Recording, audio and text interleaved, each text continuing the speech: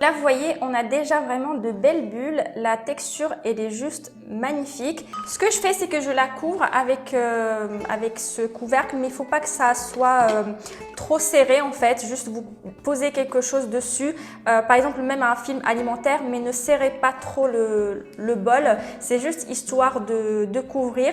Et donc, c'est parti pour le repos. Et là, on va passer à la cuisson. Ici, j'ai préparé un petit linge propre sur lequel on va poser les crêpes. Bon, ma poêle commence à fatiguer un petit peu, donc je vais la graisser légèrement. Et là, c'est parti. On verse notre première louche. Bismillah.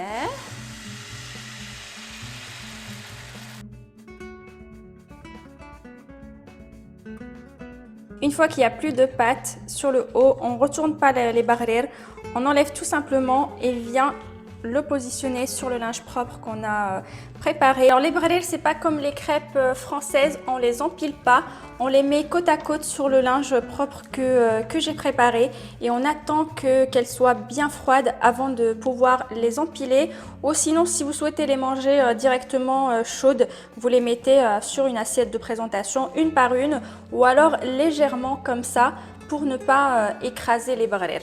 Et je continue la cuisson de ma pâte. Alors une autre petite astuce, c'est que je laisse toujours mon bol à côté de la poêle. Comme ça en fait la chaleur de la poêle, enfin la chaleur des plaques continue à faire travailler un petit peu ma pâte.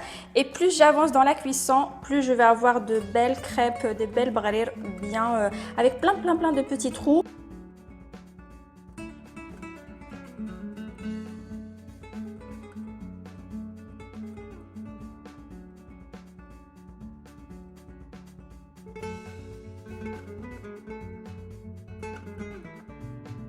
Et voilà, regardez-moi ces petites merveilles, elles sont absolument sublimes.